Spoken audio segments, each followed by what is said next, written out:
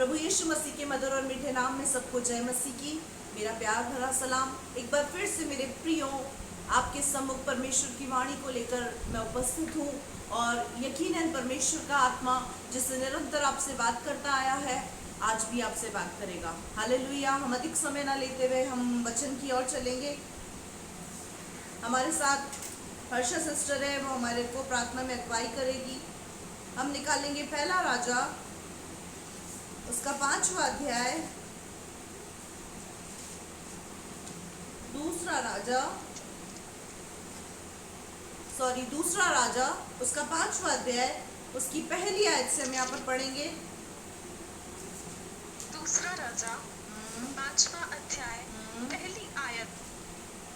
अराम के राजा का नामान नामक सेनापति अपने स्वामी की दृष्टि में बड़ा और प्रतिष्ठित पुरुष था, क्योंकि परमेश्वर ने उसके द्वारा अरामियों को विजय किया था।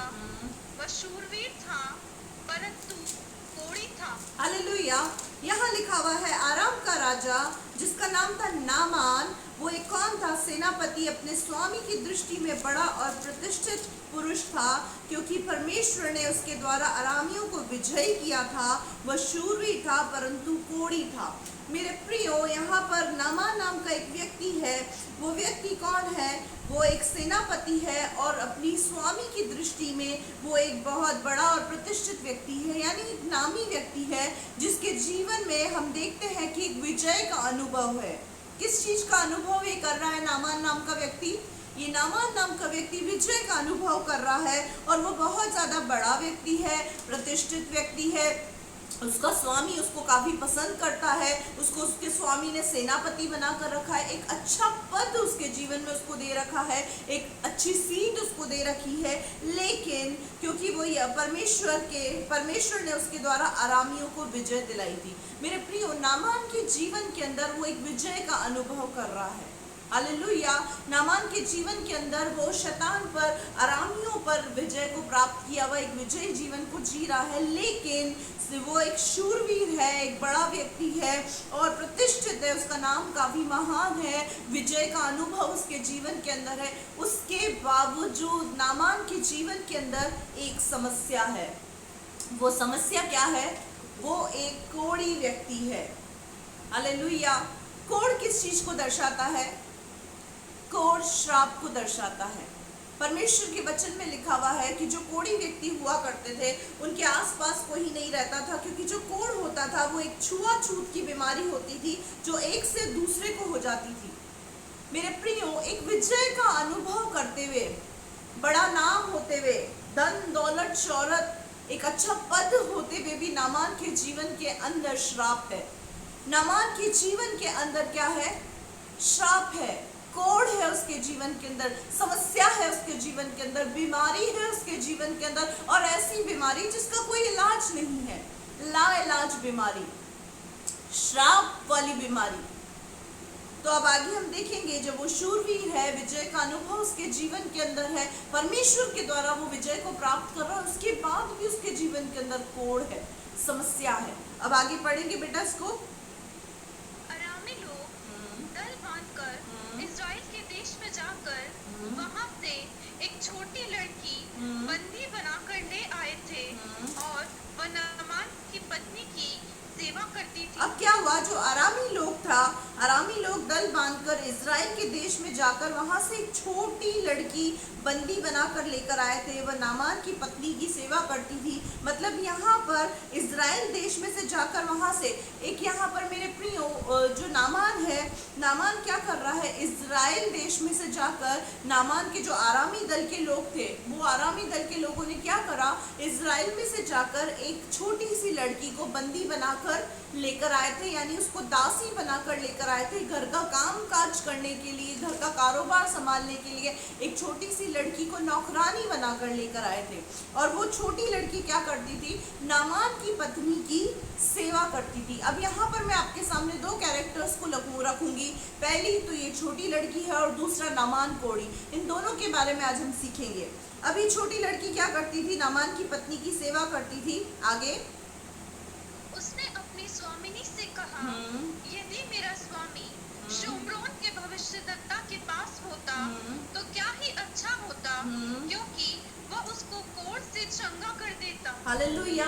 मेरे प्रियो, यहाँ पर इस छोटी लड़की के हृदय को हम देखेंगे, इस छोटी लड़की की भावनाओं को हम देखेंगे। यद्यपि आरामी दल के लोग बांधकर इसको इजराइल से नौकरानी बनाकर लेकर आए हैं, उसके बावजूद भी इस लड़की के हृदय में क्या है? तरस है। इसके हृदय में दया है, इसके हृदय में प्रेम है, इसके हृदय में नम्रता है, दीनता है। मेरे प्रियो, यकीनन आप इस बात को सोच कर देखें कि अगर कोई व्यक्ति आपको किडनैप कर लेकर जाए और आपसे नौकरी करवाए, नौकरानी का काम करवाए, नौकर का काम करवाए, तो ऐसी स्थिति में आपका मन ऐसे व्यक्ति के प्रति क्या होगा? हम क्या करेंगे? हम ऐसे व्यक्ति को कोसेंगे, उसे श्राप देंगे, उसके विषय में भला बुरा बोलेंगे, खुदा से विनती करेंगे कि खुदा तू उसको ऐसा सबक सिखा कि इसको याद रहे कि इसने किसको हाथ लगाया है। मेरे प्रियो, यहाँ पर लिखा हुआ है ये लड़की इजराइल में से आई थी। इजराइल मतलब परमेश्वर के चुने हुए लोग, परमेश्वर के अलग किए हुए लोग। ये उन इजराइलियों की लड़की थी जिन इजराइलियों को परमेश्वर मूसा के द्वारा कनान देश लेकर जा रहा था, मिस्र की गुलामी में से। ये उस दल के, ये उस इजराइल की लड़की थी। और जब इसको बंदी बनाकर एक नौकर का काम कराया जा रहा था, उसके बावजूद एक इजरायली होने का जो स्वभाव था, इसने उसको नहीं खोया। कई बार एक विश्वासी व्यक्ति के जीवन में जब दुख, संकट, समस्या आ जाती है या कोई व्यक्ति हमारे साथ कुछ गलत करता है, तो हम अपने स्वभाव को खो देते हैं। परमेश्वर के द्वारा दिया हुआ जो स्वभाव है हमारे अंदर, एक विश्वासी का जो स्वभाव होना चाहिए, वचन के अनुसार जो जीवन होना चाहिए, हम दुख, संकट, समस्या के अंदर क्या करते हैं? अपना आपा तुरंत खो देते हैं। लेकिन यहाँ पर इस छोटी लड़की से आज एक विश्वासी सीखे कि वो किसी भी रीति से उसने अपने आपे को नहीं खोया।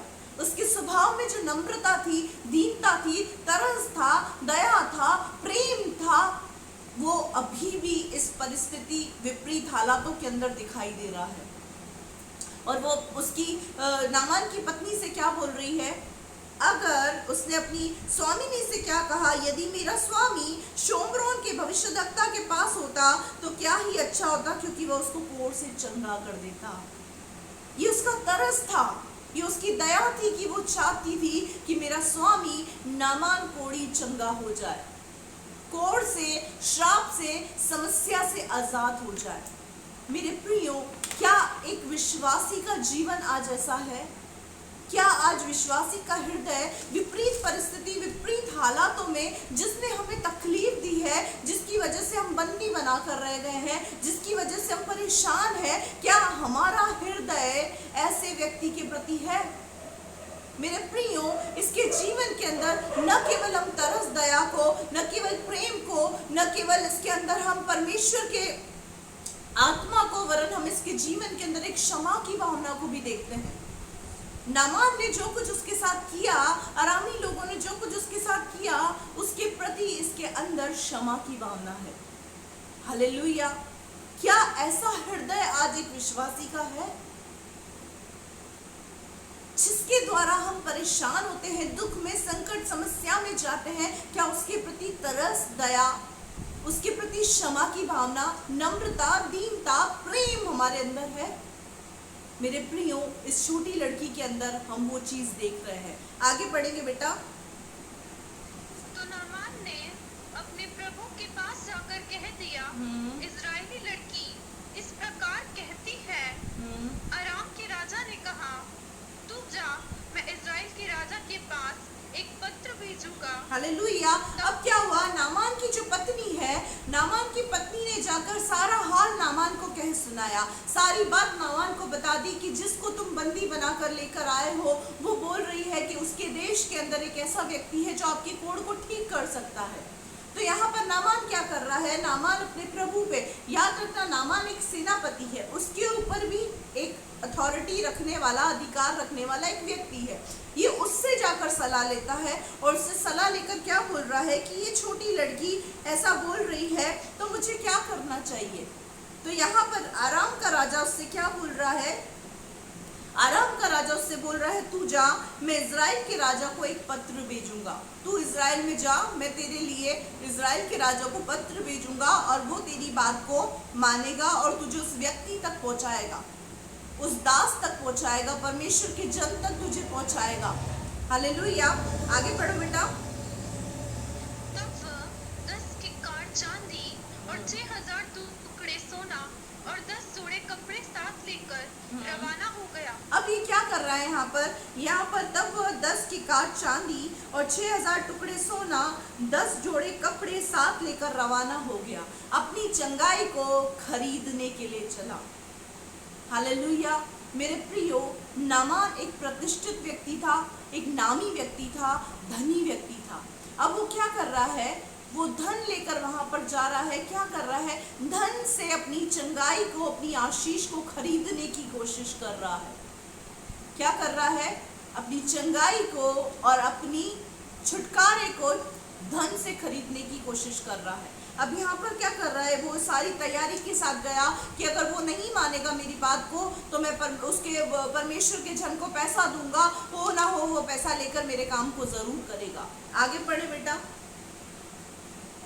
और वह इज़राइल के राजा के पास वह पत्र ले गया जिसमें यह लिखा था, जब यह पत्र तुझे मिले तब जानना कि मैंने नामान नामक अपने एक कर्मचारी को तेरे पास इसीलिए भेजा है कि तू उसका कोढ़ दूर कर दे। अब यहाँ पे क्या हुआ, वो इज़राइल के राजा के पास वो पत्र ले गया जिसमें लिखा था। अब क्या हुआ, जो नामान का प्रभु था, नामान का जो स्वामी था, वो उसने उसके हाथ में एक पत्र थमा दिया और बोला, तो इज़राइल के राजा के पास इस पत्र को लेकर जाना। और उस पत्र में क्या लिखा हुआ था, उस पत्र में लिखा हुआ था, जब ये पत्र तुझे मिले तब जानना कि मैंने नामान नामक एक कर्मचारी को तेरे पास इसीलिए भेजा है कि तू उसका कोढ़ दूर करे। एक विनती, एक रिक्वेस्ट पत्र, एक विनती करने वाला लेटर, रिक्वेस्ट लेटर लेकर नामान क्या कर रहा है, नामान इज़राइल के राजा के पास जा रहा है। और नामान कौन है, नामान एक आरामी व्यक्ति है। कौन है, आरामी व्यक्ति, आरामी दल का है, आरामी व्यक्ति है वो। और यहाँ पर क्या हुआ, पढ़ो बेटा आगे।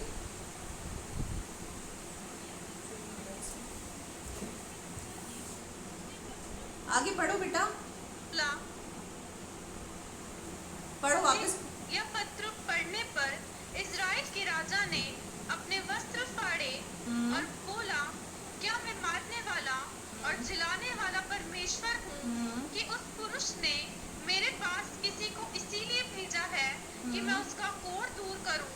सोच विचार तो करो, वह मुझसे झगड़े का कारण ढूंढता होगा। हालेलुया। अब यहाँ पे क्या हुआ, जब वो पत्र उस व्यक्ति के हाथ में गया तो उस व्यक्ति ने ये पत्र पढ़ने पर इज़राइल के राजा ने क्या किया, अपने वस्त्रों को फाड़ा और क्या किया और बोला, क्या मैं मारने वाला, जिलाने वाला परमेश्वर हूँ। उसको गुस्सा आया। किस चीज पर गुस्सा आया, उसको गुस्सा आया आरामी राजा के ऊपर। आरामी राजा की, वो किस बात पे गुस्सा कर रहा है कि क्या मैं अपने वस्त्र, क्या मैं मारने और जिलाने वाला परमेश्वर हूँ, जो उस पुरुष ने मेरे पास किसी को इसीलिए भेजा है कि मैं उसके कोढ़ को दूर करूँ। सोच विचार तो करो, वो मुझसे झगड़े का कारण ढूंढता होगा। मेरे प्रियो, आरामी और इजरायलियों के बीच में क्या था, एक युद्ध था। आरामी और इजरायलियों के बीच में एक युद्ध था, क्योंकि परमेश्वर ने कहा था कि जो इजरायली लोग हैं वो 400 वर्ष की गुलामी में जाएंगे। 400 वर्ष की गुलामी में इजरायली लोग रहे। वो 400 वर्ष की गुलामी की वजह से ये क्या होते थे, इजरायली लोग बार बार युद्ध को हार जाते थे और गुलाम बनकर रहे अरामियों के। किसके गुलाम बन के रहे, अरामियों के। 400 वर्ष तक, वो 400 वर्ष तक गुलामी में रहे। कुछ समय वो अरामियों के वश में रहे, कुछ समय वो अन्य लोगों के वश में रहे। तो यहाँ पर लिखा हुआ है, तो जब वो लोग क्या करते थे, अब यहाँ पर क्या किया, उन्होंने सोचा हो सकता है ये अरामियों की दोबारा से कोई ना कोई प्लानिंग से, दोबारा वो किसी रीति से झगड़ा लड़ाई करने की वजह से उन्होंने इस नामान कोढ़ी को हमारे पास भेजा है एक पत्र के साथ और हमें भरमाने की कोशिश की जा रही है। आगे पढ़े। यह सुनकर कि इज़राइल के राजा ने अपने वस्त्र फाड़े हैं, परमेश्वर के भक्त एलीशा ने राजा के पास कहला भेजा, तूने क्यों अपने वस्त्र फाड़े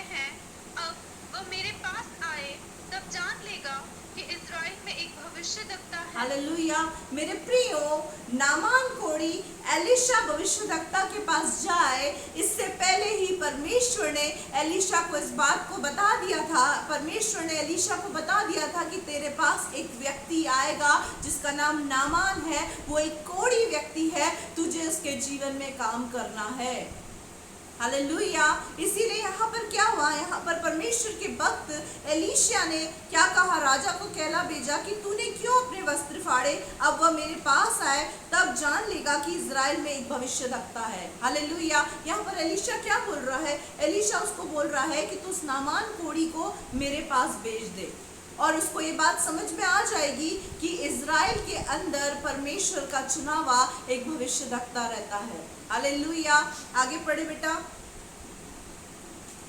तब एलीशा ने तब नामान घोड़ों और रथों समेत एलीशा के द्वार पर आकर खड़ा हुआ। अब नामान क्या हुआ, नामान कहाँ पर गया है, एलीशा के पास, वहां पर घोड़ों और रथों को लेकर एलीशा के द्वार पर आकर खड़ा हुआ। और आगे, तब एलीशा के एक दूत ने उसके पास ये कहला भेजा, तू जाकर यरदन में 7 बार डुबकी मार, तब तेरा शरीर ज्यों का त्यों हो जाएगा और तू शुद्ध होगा।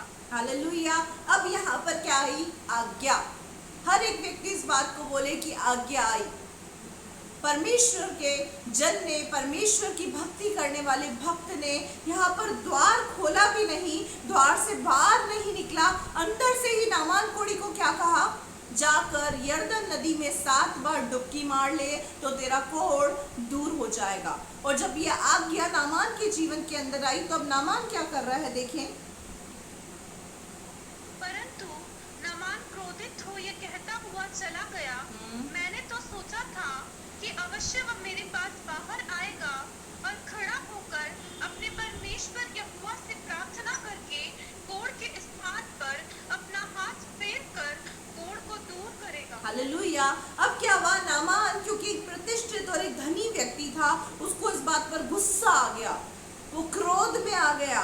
क्यों क्रोध में आया, क्योंकि नामान जिस बात को सोच कर आया था, आरामी दल के लोगों के साथ अपने आराम से वो निकल कर आया था, तो उसने क्या सोचा कि वो भविष्यद्वक्ता अपने गेट को खोलेगा, मुझे बिठाएगा, मेरे आदर करेगा, मेरा आदर मान करेगा, मुझे चाय कॉफ़ी पिलाएगा, और मेरा बहुत आदर मान करने के बाद परमेश्वर से हाथ उठाकर खड़े होकर प्रार्थना करेगा, मेरे कोढ़ पे हाथ लगाएगा, उसके बाद मैं चंगा हो जाऊंगा।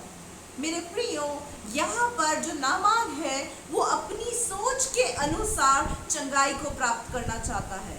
पहले तो वो क्या कर रहा है, पहले तो वो चंगाई को खरीदने की कोशिश कर रहा है धन और दौलत से। दूसरा, वो अपनी सोच के अनुसार चंगाई को प्राप्त करने की कोशिश कर रहा है। कई बार एक विश्वासी की भी यही सोच होती है, मैं कलीसिया में जाऊंगा और कलीसिया के अंदर प्रभु के सेवक इस तरीके से मेरे लिए प्रार्थना करेंगे और मैं चंगा हो जाऊंगा। और कई बार ऐसा होता है कि आपके ऊपर हाथ भी नहीं रखा जाता है, तो उस समय आप भी क्रोधित होते होंगे, कुड़कुड़ाते होंगे कि प्रभु के जन ने मेरे ऊपर हाथ भी नहीं रखा। मेरे प्रियो, यहाँ पर इस नामान कोड़ी की भी कुछ ऐसी ही स्थिति है। वो अपने दिमाग के अंदर, अपने मन के अंदर इस बात को सोच रहा है कि वो मेरे ऊपर हाथ रखकर प्रार्थना करेगा तब मेरा कोढ़ ठीक होगा। उसकी नजर किस पर है, उसकी नजर एलीशा भविष्यद्वक्ता के ऊपर है। एलीशा जो परमेश्वर का भक्त है उसके ऊपर नजर है। मैं यहाँ पर छोटी लड़की की क्वालिटीज को मैंने आपको बताया कि छोटी लड़की एक बंदी गृह के अंदर है, उसको बंदी बनाने वाले लोगों के प्रति उसका कैसा स्वभाव है। समस्या के अंदर, बंदी गृह के अंदर बंदी होते हुए भी उस लड़की ने अपना विश्वासी होने का पद, एक स्वभाव जो परमेश्वर के द्वारा, उसके वचन के द्वारा उसको मिला था, उसने उस स्वभाव को नहीं खोया।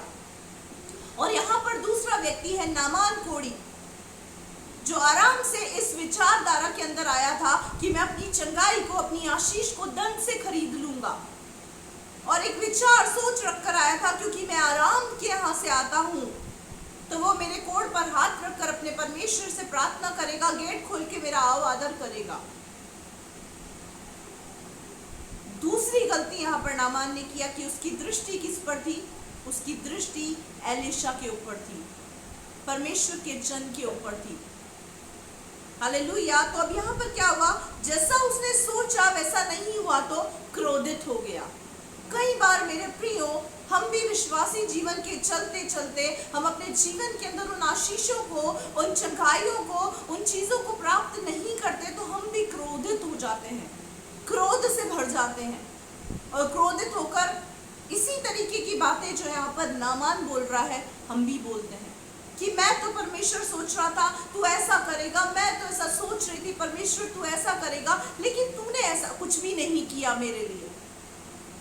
कई बार हम परमेश्वर पर क्रोधित होते हैं, कई बार हम परमेश्वर के भक्त पर क्रोधित होते हैं, कई बार हम प्रभु की दासी के ऊपर, प्रभु के दास के ऊपर क्रोधित होते हैं कि हमारी तो ये एक्सपेक्टेशंस थी, आपने हमारी इस एक्सपेक्टेशंस को फुलफिल नहीं किया, और गुस्से से चले जाते हैं और अपने क्रोध से भर जाते हैं। क्यों मेरे प्रियो ऐसा हुआ? क्योंकि आपकी एक्सपेक्टेशंस प्रभु की दासी और प्रभु के दास से है। आप अपनी चंगाई, अपनी आशीष को खरीदना चाहते हैं, आप अपनी ही विचारधारा, अपनी ही सोच के अनुसार आशीष पाना चाहते हैं।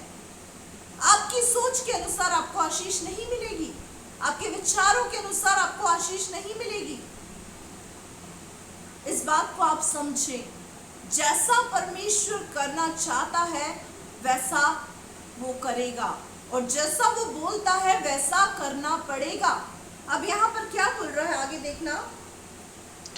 क्या दमिश्क की अबाना और पर्पल नदियाँ इस्राएल के सब जलाशयों से उत्तम नहीं हैं? क्या मैं उनमें स्नान करके शुद्ध नहीं हो सकता हूँ? इसलिए वह क्रोध से भरा हुआ लौट कर चला गया। हालेलुया। अब ये क्या बोल रहा है? क्या दमिश्क की अबाना और पर्पल नदियाँ इस्राएल के सब जलाशयों से उत्तम नहीं है? अब ये आराम के देश के अंदर जो उसकी खुद की नदियां हैं, उन नदियों को स्मरण कर रहा है कि हमारे देश में तो अमाना और पर्पल नदियां हैं जो यरदन नदी से कहीं ज्यादा उत्तम है, जो इजराइल के देश की नदियों से कहीं ज्यादा उत्तम है, तो मैं इसमें डुबकी क्यों लगाऊं? एक आर्ग्यूमेंट। परमेश्वर के जन ने, परमेश्वर के भक्त ने कुछ करने को कहा है, तो ये क्या कर रहा है नामान? आशीष पानी है, आशीष को पाना है, चंगाई को पाना है, लेकिन अपनी टांग ऊंची रखकर। आज के विश्वासियों की यही प्रॉब्लम है कि हम आशीष तो पाना चाहते हैं, हम चंगाई पाना चाहते हैं, लेकिन अपनी टांग ऊंची रखकर। नहीं, ये मैं नहीं कर सकता, मैं ये कर सकता हूं, मैं तो यही करूंगा। मैं ये नहीं कर सकती, मैं ये करूंगी। मेरे प्रियो, यहाँ पर नामान भी कुछ इस तरीके की हरकतें कर रहा है, क्रोध से भर गया और क्या बोल रहा है? दमिश्क के मार्ग में अमाना और पर्पल नदियां यरदन नदी से कहीं ज्यादा उत्तम है, तो मैं उसमें क्यों ना डुबकी लगाऊं? जरूरी है मैं इसी नदी के अंदर डुबकी लगाऊं, यरदन के अंदर? और वो क्रोध से भरकर चला गया। मेरे प्रियो, जैसा एलीशा ने इसको कहा था वैसा वो नहीं करना चाहता था। चंगाई पानी है, आशीष पानी है, आपकी टांग ऊंची रखकर आप चंगाई और आशीष को प्राप्त नहीं कर सकते। आशीष पाने के लिए एक रास्ता है, वो रास्ता प्रभु ने अपने दास और दासी को रखा है। आशीष का द्वार वो आपको बताएंगे, उस रास्ते पर चलने के बाद ही आशीष और चंगाई मिलेगी। हालेलुया। आगे पढ़े।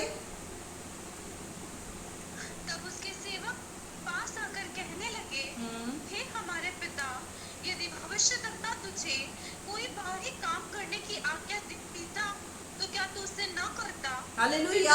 अब यहाँ पर उसके सेवक क्या बोल रहे हैं? उसके सेवक बोल रहे हैं उसको, अगर भविष्यद्वक्ता तुझे कोई और भारी काम करने के लिए बोलता, कोई और भारी आज्ञा पालन करने के लिए बोलता, तो क्या तू नहीं करता?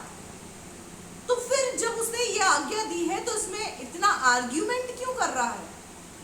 जब परिस्थितियां, हालात अपने अकॉर्डिंग, अपनी सोच विचार, अपनी बुद्धि के अकॉर्डिंग, अपनी इच्छा के अकॉर्डिंग नहीं होते, तो एक विश्वासी क्या करता है? नामान की तरह क्रोध से भर जाता है, और प्रभु की दासी और प्रभु के दास की बात उसको नागवार लगती है, वो उसको एक्सेप्ट ही नहीं कर पाता।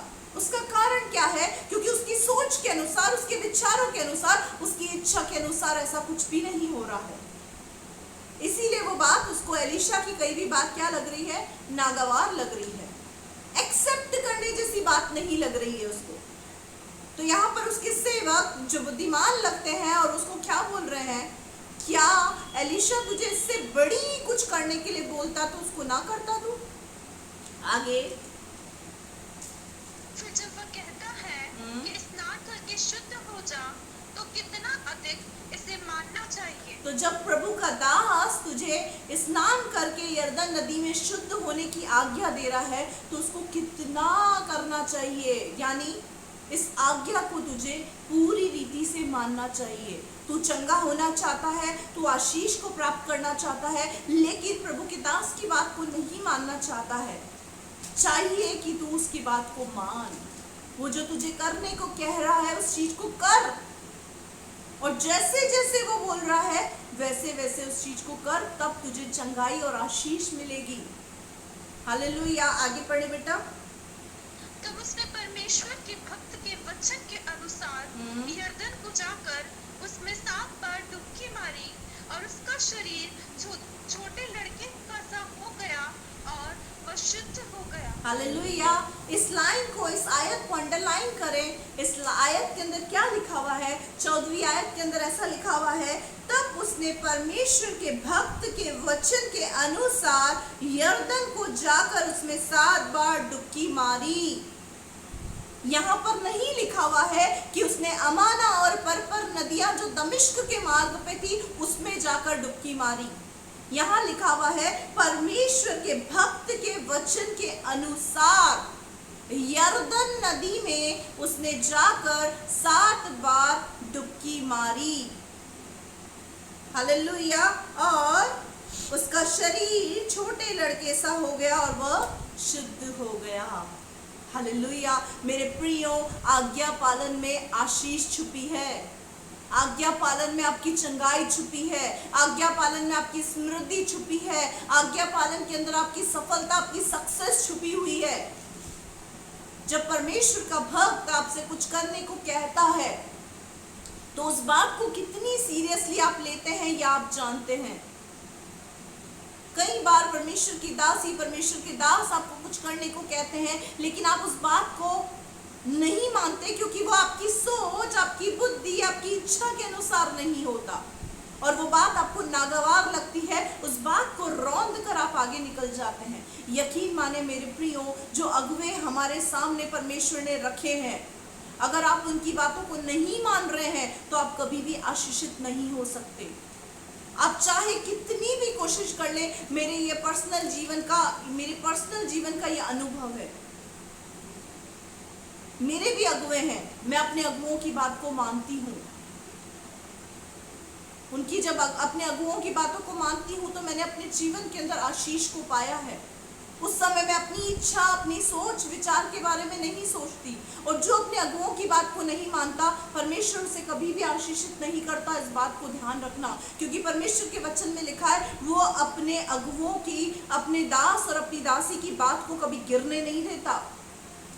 वो कभी नहीं गिरने देगा अपने दास और दासी की बात को। जो बात कह दी परमेश्वर उसको पूरा करता है। इसका बहुत खूबसूरत एग्जाम्पल है। एलिया ने कहा 3 वर्ष तक मेघ ना बरसे, 3 वर्ष तक वर्षा ना हो, तो 3 वर्ष तक बारिश नहीं हुई। जैसे ही एलिया ने बोला बारिश हो, तुरंत बारिश हो गई। मेरे प्रियो, बहुत सारे एग्जाम्पल है, समय नहीं है, नहीं तो मैं आपके सामने एग्जाम्पल खोल कर रखती। बहुत सारे एग्जाम्पल है कि जिसने अगुओं की बात को माना है उन्होंने आशीष को, चंगाई को प्राप्त किया है, सफलता को प्राप्त किया। लेकिन जिन्होंने अपनी अगुओं की बातों को नहीं माना है उन्होंने अपने जीवन के अंदर बर्बादी और नाश को प्राप्त किया है, क्योंकि अगुवे परमेश्वर नियुक्त करता है। हम अपनी मर्जी से खड़े नहीं हुए हैं। अगुओं को खड़ा करने वाला परमेश्वर है, उनका चुनाव करने वाला परमेश्वर है, उनका नेतृत्व करने वाला परमेश्वर है, उनके साथ चलने वाला, उनके अंदर से बात करने वाला परमेश्वर है। हम अपने अगुओं की बात कितनी मानते हैं यह हम अपने जीवन पर मेडिटेट करें। मेरे प्रियो, यहाँ पर यरदन नदी के अंदर 7 डुबकी, एक डुबकी मारी कुछ नहीं हुआ, 2 डुबकी मारी, कुछ नहीं हुआ। यहाँ तक कि 6 डुबकी मारने के बाद जब नामान उठा होगा और सोच रहा होगा अब तो 6 डुबकियां मारी तो शायद कुछ मेरा कोढ़ ठीक हो गया हो, शायद थोड़ा बहुत मेरा कोढ़ ठीक हो गया हो। लेकिन 6ठी डुबकी तक भी बिल्कुल भी कोई रिजल्ट नहीं था। थोड़ी सी भी आशीष, थोड़ी सी भी चंगाई उसको अपने शरीर के अंदर नजर नहीं आई। लेकिन जैसे ही आज्ञा के अनुसार, परमेश्वर के भक्त के कहे अनुसार वो 7वीं डुबकी मार के ऊपर उठा तो उसका शरीर एक बच्चे के समान कोमल और शुद्ध हो गया।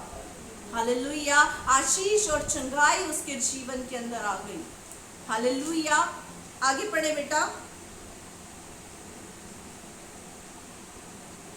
तब वह अपने सब दल बल समेत परमेश्वर के भक्त के यहाँ लौट आया और उसके सम्मुख खड़ा होकर कहने लगा, सुन, अब मैंने जान लिया है कि समस्त पृथ्वी में इज़राइल को छोड़ कहीं परमेश्वर नहीं है, इसीलिए अब अपने दास की भेंट ग्रहण कर। हालेलुया, अभी क्या कर रहा है? जब आज्ञा पालन हुई, आज्ञा पालन कर होने के बाद आशीष और चंगाई को जब इसने अपने जीवन के अंदर प्राप्त की तो वापस आराम के दल वालों के साथ आकर एलीशा के द्वार पर खड़ा हुआ और एलीशा को उसने क्या कहा?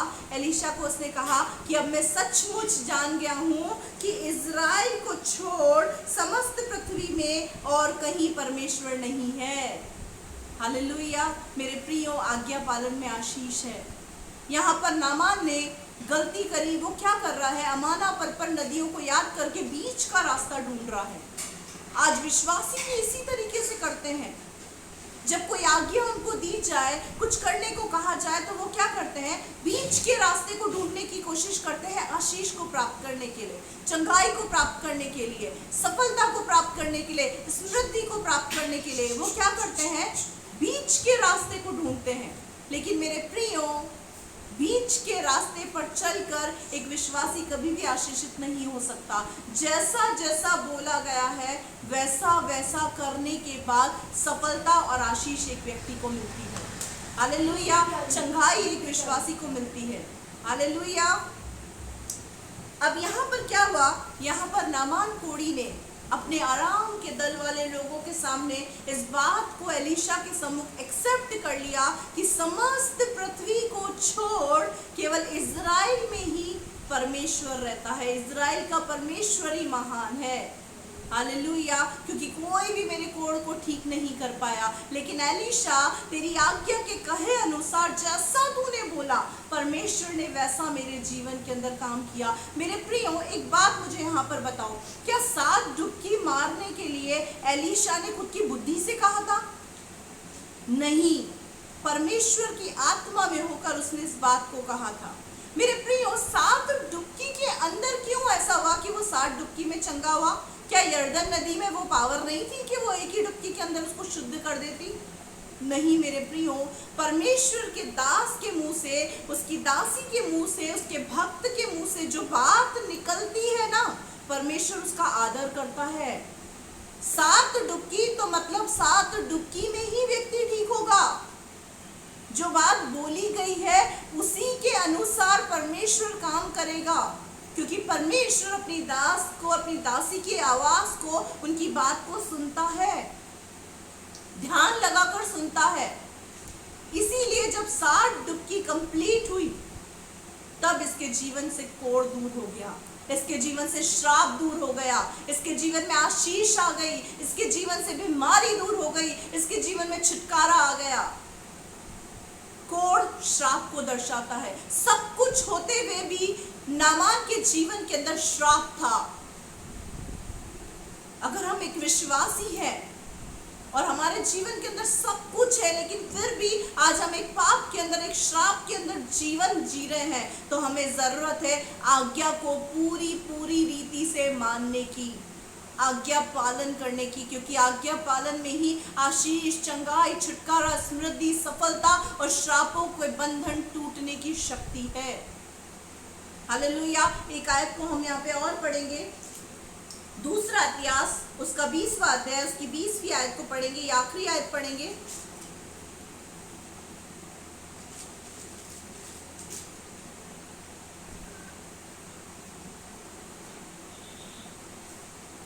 सवेरे उठकर तकुआ के जंगल की ओर निकल गए और चलते समय यहोशापात ने खड़े होकर कहा, हे यहूदियों, हे यरूशलेम के निवासियों, मेरी सुनो, अपने परमेश्वर यहोवा पर विश्वास रखो, तब तुम स्थिर रहोगे, उसके नबियों की प्रतीति करो, तब तुम कृतार्थ हो जाओगे। हालेलुया। अब यहाँ पर क्या हुआ, यहोशापात राजा अपनी प्रजा के लोगों को क्या बोल रहा है, वे सवेरे उठकर तकुआ के जंगल की और निकल गए और चलते समय यहोशापात ने खड़े होकर कहा, हे यहूदियों, हे यरूशलेम के निवासियों, मेरी सुनो, अपने परमेश्वर यहोवा पर विश्वास रखो, तब तुम स्थिर रहोगे। पहला पॉइंट, अपने परमेश्वर यहोवा पर विश्वास रखो। अगर मसीह जीवन के अंदर, विश्वासी जीवन के अंदर आप स्थिर रहना चाहते हैं तो उसका पहला पॉइंट है अपने परमेश्वर यहोवा के ऊपर पूरी तरीके से विश्वास रखना। विश्वास की डेफिनेशन मुझे बताने की ज़रूरत नहीं है, क्योंकि विश्वास के बारे में मैंने बहुत बार बताया है। जहाँ विश्वास होता है वहाँ संपूर्ण केवल विश्वास होता है, वहाँ अविश्वास और शक और संदेह के लिए किसी भी प्रकार की कोई जगह नहीं होती है। जब आज्ञा पालन दी जाती है, आज्ञा पालन की जाती है, आज्ञा पालन के लिए कहा जाता है, उस समय संपूर्ण विश्वास रखना है इस बात पर कि अगर मैं इस आज्ञा को मानूंगी तो अवश्य मुझे परमेश्वर आशीष देगा। हालेलुया, उसको बोलते हैं विश्वास। लेकिन अगर हम शक करते हैं, संदेह करते हैं, क्या पता ऐसा तो नहीं होगा, क्या पता ऐसा तो नहीं होगा, तो ऐसी बातों से क्या होता है मेरे प्रियो, वो अविश्वास और संदेह वहां पर काम करता है। अविश्वास और संदेह की बातों से परे रहें। विश्वास का मतलब होता है संपूर्ण विश्वास। संपूर्ण विश्वास अगर विश्वासी के जीवन के अंदर है तो वो विश्वासी जीवन में, आत्मिक जीवन के अंदर स्थिर रह सकता है। हालेलुया। और दूसरी चीज क्या बोली इसने? दूसरी चीज बोली, उसके नबियों की प्रतीति करो तो तुम कृतार्थ हो जाओगे। सबसे पहला परमेश्वर पर पूर्ण विश्वास रखना है। दूसरा, जो परमेश्वर ने नबी अगुवे आपके मध्य में ठहराए हैं, उन अगुवों की बात की प्रतीति करनी है। तब जाकर एक विश्वासी जीवन के अंदर कृतार्थ होता है, समृद्ध होता है, सफल होता है। हालेलुया। अगर हम कृतार्थ होना चाहते हैं तो अपने अगुवों की बात को माने, परमेश्वर पर संपूर्ण विश्वास करें, जो बोला जा रहा है उस बात को करें, आर्ग्यूमेंट नहीं करें, बीच के रास्ते को ना निकालें, अपनी तरीके से आशीष को प्राप्त करने की कोशिश ना करें। जैसा जैसा बोला जा रहा है वैसा वैसा करें, क्योंकि आज्ञा पालन में ही आशीष है। आज का हमारा टॉपिक ही यही है, आज्ञा पालन में आशीष है। हालेलुया। परमेश्वर इन वचनों के द्वारा आपको आशीष दे। आइए हम छोटी सी प्रार्थना करेंगे इस समय।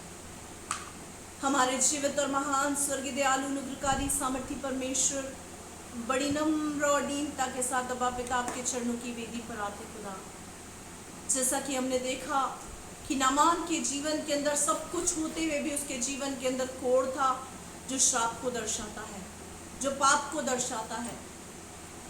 और जब उस छोटी लड़की ने सुसमाचार सुनाया तो परमेश्वर हम इस बात से सीखते हैं, चाहे हम जैसी भी हालात में हो, चाहे जैसी भी स्थिति के अंदर क्यों ना हो, उस छोटी लड़की के समान हम तेरे कार्यों को करें, सुसमाचार को सुनाएं, तेरी बाट जो है, तेरी बातें, तेरी गवाहियां लोगों तक बताएं, लोगों तक फैलाएं। चाहे हम कैसी भी स्थिति के अंदर क्यों ना हो, उस छोटी लड़की की तरह हम तेरे काम के प्रति वफादार रहें और अपना स्वभाव जो तू परमेश्वर तेरे वचन के अनुसार तूने हमारे अंदर डाला है, उस स्वभाव को बनाए रखें। पवित्र आत्मा के फलों से लदे रहें, पवित्र आत्मा के फलों से बने रहें। प्रभु, कल जब तेरे वचन ने बात किया कि पवित्र आत्मा के फल क्या क्या हैं, वो फल हमारे जीवन के अंदर हो। प्रभु, नामान ने जब आज्ञा का पालन किया, बीच के रास्ते पर न चलकर परमेश्वर तेरे अगुवे के द्वारा, तेरे नबी के द्वारा कही गई बात को माना, तो उसके जीवन के अंदर चंगाई आई, छुटकारा आया, आशीष आई, श्राप से वो मुक्त हो गया। उसी रीति से परमेश्वर तेरे इस वचन के अनुसार प्रभु, तमाम मुझे सुनने वाले दर्शकों को, यूट्यूबर्स को तू बल दे, शक्ति दे, सामर्थ दे पिता, कि कि वो तेरे वचन की प्रतीति कर सके पिता, तुझ पर संपूर्ण विश्वास करके स्थिर रह सके, अपने नबियों की प्रतीति कर सके प्रभु, ताकि वे कृतार्थ हो जाएं। ऐसा करने के लिए प्रभु तेरे बच्चों को तू बल दे, शक्ति दे, सामर्थ्य दे प्रभु। मैं तुझसे ऐसी प्रार्थना करती हूँ, धन्यवाद करती आपने मेरी दुआ को सुना। आप बड़े हम घटे, हमारे जीवन से आपको महिमा मिलने पाए। दुआ को यीशु के सामर्थी नाम से मांगती हूँ, आमेन। प्रभु आपको आशीष दे। जय मसीह की। Praise the Lord. अगर आपको इन वीडियोस के द्वारा आशीष मिल रही है तो आप इसे लाइक करें, कमेंट करें। मेरी महिमा के लिए नहीं, मेरे प्रियो परमेश्वर की महिमा के लिए कमेंट करें, ताकि आपके कमेंट को देखकर परमेश्वर को महिमा मिल सके। और दूसरी चीज़, मुझे प्रोत्साहन मिले कि मैं और अधिक गहरी गूढ़ बातों को पवित्र आत्मा की अगुवाई में सीख कर आपके सम्मुख उपस्थित हो सकूं। प्रभु आपको आशीष दे। जय मसीह की। Praise the Lord.